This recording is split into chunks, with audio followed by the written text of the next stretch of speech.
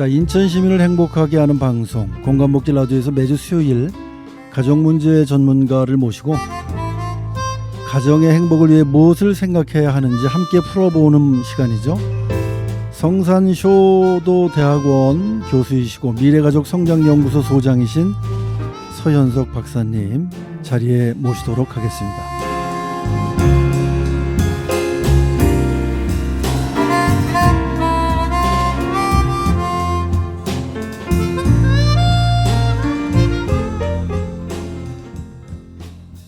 자, 행복을 전해주시는 행복전도사 공감로그인의 서현석 박사님 모셨습니다. 안녕하세요. 안녕하세요. 반갑습니다. 네. 한동안 평안하셨습니까? 네, 덕분에 행복을 늘 주시니까 조금 가까이 오셔서 네. 그 좋은 목소리를 좀 더 예. 잘 들릴 수 있도록 마이크를 조금 가까이 쓰시면 고맙겠습니다. 네. 지난 시간에 이제 행복한 삶을 위한 셀프 체크법 그리고 행복한 삶을 위해서 놓치지 말아야 할 것 뭐 이런 것들을 사실 말씀을 해주셨잖아요. 네네. 자, 오늘은 또 어떤 행복을 디자인해 주실지. 네. 네, 어떤 디자인? 네, 지난 시간에는 우리 그 한국 가정의 행복을 방해하는 그런 요소들 반드시 단절해야 되고 또 변화가 필요한 그 세 가지를 말씀드렸죠. 첫째는 서투른 표현 문화의 대물림, 그리고 둘째는 뿌리 깊은 상처의 대물림, 세 번째는 소통 부재의 대물림이 바로 우리 세대에는 이제 반드시 좀 이 대물림을 단절해야 된다는 그 소개의 말씀을 드렸습니다.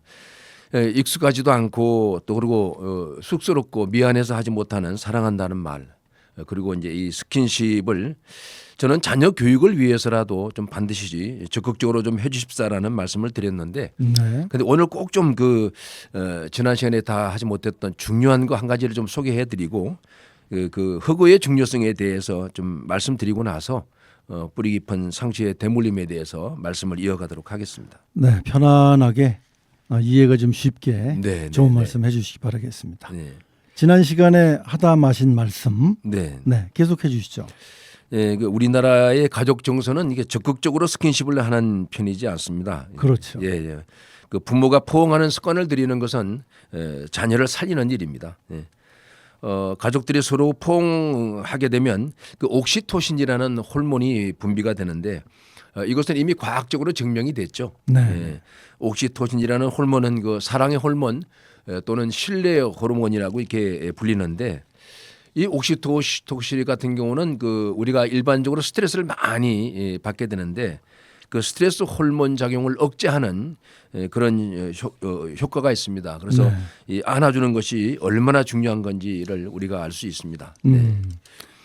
그러니까 그 안아주는 것도 그렇지만 사실 뭐 이렇게 뭐 손을 뭐 이렇게 악수를 한다거나, 네, 또는 뭐 어깨를 좀 두들겨 준다거나, 그렇죠. 네. 지나치게 뭐 포옹을 하는 것도 좋지만, 네, 맞습니다. 그렇게 네. 좀 나름대로 뭐 이렇게 어깨 정도만 이 성장한 자녀들을 사실 그 남자분들이 따님인 경우 그렇게 쉽게 사실 포옹하기가 어렵거든요. 그리고 또 아들이 크면 또 이거 저보다 덩치도 큰데 뭐 가서 덥석 안기기도 그렇고 하니까 그냥 멀리서라도 이렇게 어깨 정도 툭툭툭 두들겨 주는 것, 그렇죠. 뭐 이것도 나름 그 좋은 효과가 있겠죠. 어깨를 토닥이는 거, 그것도 굉장히 효과가 있죠. 이제 제가 말씀드리는 거는, 그래서 이런 이제 우리 진행자가 말씀하신 그런 부분들은 사춘기 때 그 시기를 놓쳐버리게 되면 네. 그때부터 이제 완전히 단절이 되거든요. 근데 저 같은 경우는 지금 제 딸이 41살이고 네. 둘째가 37입니다. 네. 지금도 척척 안겨요.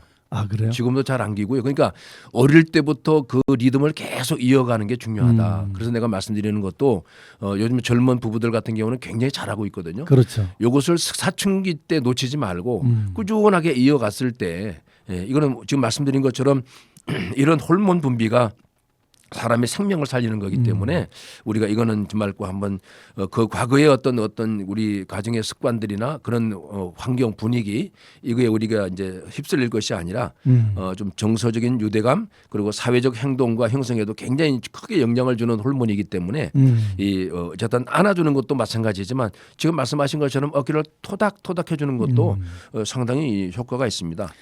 그래서 저는 실험도 해봤죠. 인형을 안아줄 때 네. 이 옥시토신 분비가 굉장히 많이 되거든요. 아, 그렇습니까? 예, 그래서 저는 이 안아주기가 좀 어려우면 정말 그 딸을 둔 또 어린 아이를 둔 부모님들께서 이 곰 인형 같은 거 가급적 네. 큰 게 좋습니다. 네네. 이 인형을 안고 자라게 되면 그 옥시토신 분비가 된다는 거예요. 네. 예, 그럼 그런, 그 예.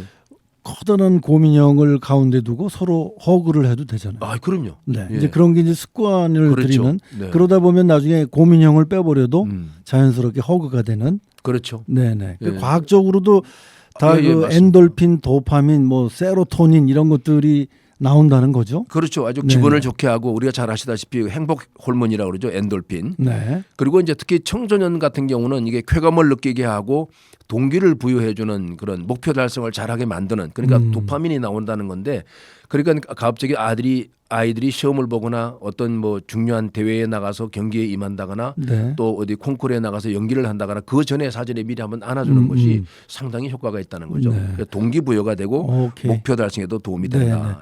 큰 일을 앞둔 자녀에게 어떤 희망의 메시지 같은 거죠, 일종의. 아, 그렇죠. 네, 저도 네, 한번 네. 해보도록 하겠습니다. 네, 아주 좋습니다. 그 버지니아 샤티어라는 분의 그 자녀를 건강하게 자라게 하려면 하루에 12번을 안아줘야 된다. 네. 그런 얘기 자주 하시잖아요. 예, 예. 예. 그러니까 12번이라는 건 사실 현실적으로는 쉽지는 않은데. 네. 그 제가 이제 버지니아 사티어가 이제 우리 한국에 2번 이제 다녀가셨는데 네네. 그분이 이제 아이를 4번 안아주면 겨우 살고 네. 8번 안아주면 이제 그럭저럭 살고 네. 그리고 12번을 안아줘야 아이들을 제대로 성장시킬 수 있다. 이 말이 저는 이해가 안 갔어요, 솔직히. 네네. 우리 더군다나 한국 정서에서는 이해가 안 갔는데 제가 미국 서부를 한 15일 여행하다 보니까 이해가 되더라고요. 그분들은 그냥 생활이 안아주기예요. 네. 햄버거 집에서 정말 70대 노년의 그런 분들이 그냥 만나시면 그냥 허거를 하시더라고요. 그러니까 하루에 12번 정도의 이런 포옹이 미국이라고 하는 그런 나라는 가능하구나라는 걸 제가 깨닫게 됐는데 아무튼 뭐 좀 하루에 한 3번만이라도 그러면 아침에 학교에 갈 때 직장에 나갈 때 그리고 퇴근하고 들어와서 가족이 모였을 때 네. 그리고 이제 잠자리에 들 때 우리 잠자리에 들어갈 때 잘하고 이렇게 안아주고 하는 요 정도만 해줘도 이제 상당히 좀 좋을 것 같습니다. 알겠습니다. 지금부터 실시를 좀 하시면 좋을 것 같습니다. 뭐 사례 같은 게 있나요? 이런 뭐 허그를 많이 해서 뭐 좋아졌다거나. 아, 그럼요. 네. 예, 그 뭐든지 이제 시작이 반이라고 그러잖아요. 네. 그러니까 참 이렇게 한번 이렇게 하기가 힘든데 음. 이제 두란노 아버지 학교에 가면은 숙제가 있어요. 그 숙제가 뭐냐면 가족을 하루에 이제 한 번씩 안아주는 게 숙제예요. 근데 2딸이 있는데 저처럼 2딸이 있는 아버지가 이제 큰 딸, 둘째 딸을 안아주려고 하는데 다 도망가는 거예요. 네.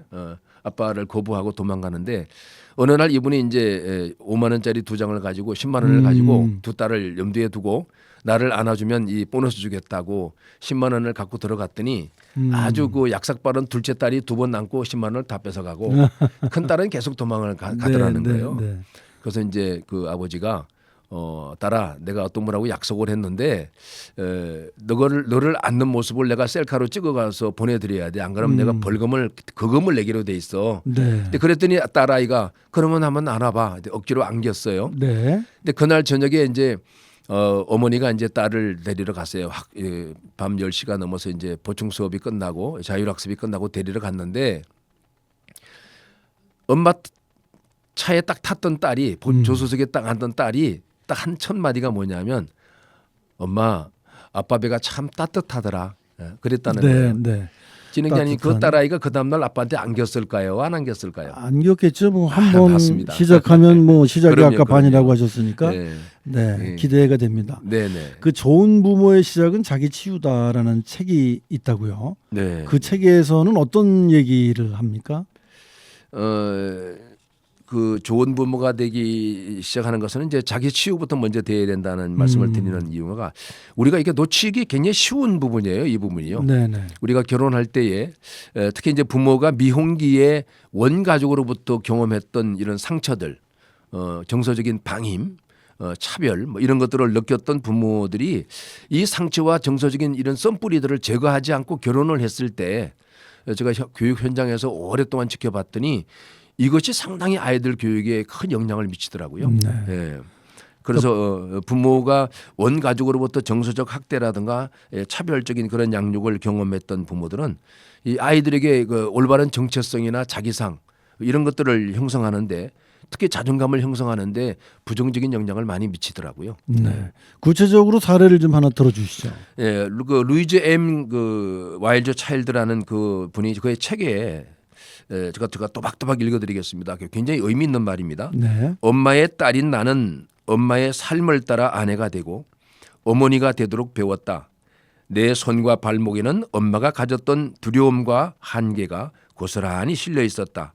내 몸은 처음에는 엄마의 몸을 따라 만들어졌고 그 다음에는 내 감정들을 둘러싼 엄마의 말들을 따라 만들어졌다. 이렇게 기록하고 있습니다. 그러니까 정말 이 내용은 굉장히 중요한 것이 우리가 이제 거의 뭐 이 부분은 우리 부모님들이 염두에 두지 않고 그러니까 일상을 생활하고 있는데 한번 이 방송을 들으시는 우리 청취자들께서 내가 결혼하기 전에 원가족으로부터 또 주변 어른들로부터 네. 어떤 내가 상처를 받고 내 안에 어떤 썬뿌리가 있는지 이 문제를 한번 점검해 볼 필요가 있습니다. 그렇죠. 근데 이제 본인은 쉽게 밝히고 싶어 하지 않을 수도 있고 네. 또 본인이 그런 것들이 어떤 나를 이렇게 부정적으로 만든 뿌리라고 생각 못할 수도 있고 뭐 여러 가지 사유도 있을 텐데 좀 더 그 부분에 대해서 자세하게 설명이 좀 필요할 것 같네요. 아주 좋은 요 내용과 딱 맞는 사례가 하나 있습니다. 뭐냐면 고등학교 2학년 이제 여자인데 이 어머니께서 결혼하기 전에 그 친정 아버지 어머니의 관계가 굉장히 좋지 않아서 늘 어린 시절부터 아버지가 어머니를 폭력하는 모습을 보고 자란 겁니다. 그래서 이 상처가 굉장히 강하게 자리하고 있는데 이분이 이제 결혼하고 나서 남편분이 이제 이게 비즈니스 부분에서 굉장히 중요한 일을 하고 계셔서 늘 이렇게 술을 하고 들어오는 경우들이 많은데 그럴 때마다 그 아버지의 자극이 들어오는 거예요. 그래서 그 남편에게 그냥 이제 굉장히 심한 말로 이렇게 두부 싸움을 하게 되고 음주 문제 때문에 이렇게 다투게 됐는데 이 모습에 그대로 노출됐던 이 아이가 나중에 학창 시절에 어떤 문제가 생겼냐 하면 본인과 전혀 관계없는 일인데도 학급 안에서 교실 안에서 아이들이 다투거나 큰 소리가 나면 교실 귀퉁이에 가가지고 그냥 우는 아이가 있어요. 그래서 이 아이가 굉장히 이 대인관계 깊이 그리고 이제 우울증이 굉장히 심해가지고 그래서 이 아이의 어머니와 아버지를 제가 상담을 해서 이 어머니의 상처를 좀 이제 아버지가 치유하는 그런 과정을 거쳤더니 아이가 놀랍게 변했어요. 그러니까 이 어머니의 불안이 그대로 아이들에게 전이가 됩니다. 이런 이제 사례가 있는데 이런 차원에서 더군다나 요즘은 이제 정서 행동에 문제가 있는 아이들이 굉장히 많이 늘어나고 있거든요. 이 시점에 우리가 이런 것들을 한번 돌아볼 필요가 있다는 생각이 듭니다. 근데 이제 대다수의 그 뭐라 그럴까요? 그 부모님들이 사실 그런 것들이 나로 인해서 또는 나의 가족으로 인해서 발생이 됐다라고 생각을 못하는 그런 경우도 사실 맞습니다. 많이 있거든요. 맞습니다. 그러니까 그렇게 본인이 느끼기까지 또 느껴서 결국 상담을 하거나 자녀를 잘 키우기 위해서 노력을 하기에는 본인이 스스로 깨어나야 되는데 그게 쉽지 않다는 쉽지 거죠. 않죠. 그러니까 그 부모님들부터 나름 저희가 그 차근차근 깨어날 수 있는 어떤 그런 교육, 사례, 상담 이런 것들이 필요할 것 같네요. 맞습니다. 아무튼 뭐 지금 얘기를 들어보면 상당히 중요한 부분의 얘기인데 우리가 바쁘게 살다 보면 일상 속에 우리가 예사롭게 넘길 수 있는 그런 부분이 저부터도 뭐 나의 내면의 어두움을 자녀에게 흘러 들어가게 하고 있는지 아닌지 돌아볼 수 있는 기회가 없거든요. 한국인의 행복에 방해가 되는 되물림, 대물림이 아니고 되물림. 세 번째 이야기는 소통 부재의 대물림이라고 하셨어요. 뭐 지난 시간에도 제가 말씀을 드렸지만 가정의 행복 지수는 결국은 소통 지수로 결정된다라고 말씀을 드렸습니다. 그러니까 소통 지수를 높이려면 일단 가족들이 좀 멈춰야 됩니다. 좀 멈춰야 되고 그리고 가족들이 밥상 앞에 정말 이렇게 좀 둘러 앉아 있는 이런 모습들이 좀 이제 있어야 되고요. 그러기 위해서는 그 함께하기가 중요한데 함께하기라는 것은 집안의 공간 안에 들어와 있는 것이 아니라 아내의 말, 남편의 말 단 3분만이라도 집중해서 들어주고 자녀들의 말을 정말 단 1분만이라도 정말 끝까지 들어주는 이것이 이제 중요할 것 같습니다. 그러니까 지금 말씀하신 대로 같은 공간에 있는 게 중요한 게 아니라 이렇게 서로 공감하는 거. 그렇죠. 저희 공감 복지 라디오 같이 공감하는 거. 네. 이게 필요하다. 네, 네. 아주 함께하기 네. 굉장히 좋은 말씀이신 것 같습니다. 그런데 사실 뭐 현실적으로 요즘 1인 가구도 많이 있고 그렇죠. 네. 혼자 이렇게 살고 계신 분이 많이 계시면서 이 소통 부재가 아주 심각하게 우리 그 현대의 현실로 다가오고 있지 않습니까? 네, 네. 이제 그 이유는 뭐 여러 가지 있겠지만 자 그렇다면 이제 마지막으로 해주실 건 어떻게 하면 소통 문화를 좀 원활하게 할 것이냐 네. 이거를 결론을 내주셔야 돼요. 네네. 가족 대화, 가족 소통은 뭐 분명히 훈련이 필요합니다. 네, 훈련이 필요하고 훈련을 하기 위해서는 멈춰야 되고 또 멈추려면 일단은 함께하기가 필요한데 네. 사실 뭐 대화는 고사하고 아버지의 얼굴 한번 보는 것도 좀 힘든 그런 시대를 살고 있습니다. 이게 실감이 나는 얘기가 얼마 전 모 초등학교에 가서 아버지와 아들 자녀들과 이게 프로그램을 하는데 초등학교 3학년 아들을 둔 아버지가 네. 편지를 미리 이제 집에서 써 오셨는데 이거를 못 읽어 주시더라고요. 우느라고. 이게 감정이 막 이게 솟구쳐서 계속 우시느라고 사랑하는 아들 누구에게 하더니 바로 우시는 거예요. 그래서 이제 좀 진정을 한 다음에 왜 그렇게 우시냐 그랬더니 그분이 참 실감 나는 말을 했습니다. 초등학교 3학년 아들이 나에게서 점점 멀어지는 게 두렵다는 거예요. 그러니까 이제 대기업에 나가시는 분인데 주말에 아이들하고 좀 시간을 보내고 싶어도 어김없이 호출을 하기 때문에 회사를 출근하는 이런 모습들 때문에 이 아버지가 이제 초등학교 3학년 아들이 점점 어색하게 느껴진다. 네. 또 한 아버지는 저도 그렇습니다. 저는 5학년짜리 아들이 있는데 아들이 나한테서 점점 멀어지는 게 두렵다는 네. 거예요. 어색하게 느껴진다는 거예요. 근데 그거는 이제 직장인이라면 누구나 겪어야 하는 현실적인 얘기이기도 한데 직장을 좀 줄이고 일을 줄이고 다가서고 이래야 되는데 이제 그게 처음에는 바늘구멍이지만 점점 커지잖아요. 그렇죠. 네, 예. 그래서 이제 그런 문제인데 자 그렇다면 가족 간의 그런 연습하는 방법 얘기해 주시죠. 제가 좀 오랫동안 연구한 건데 요거를 한번 좀 이렇게 좀 따라 한번 해보셨으면 좋겠어요. 그래서 항상 가족 간의 대화법은 우리 청취자분들께서 잘 이거 기억하셨다가 한번 연습을 해보시는데요.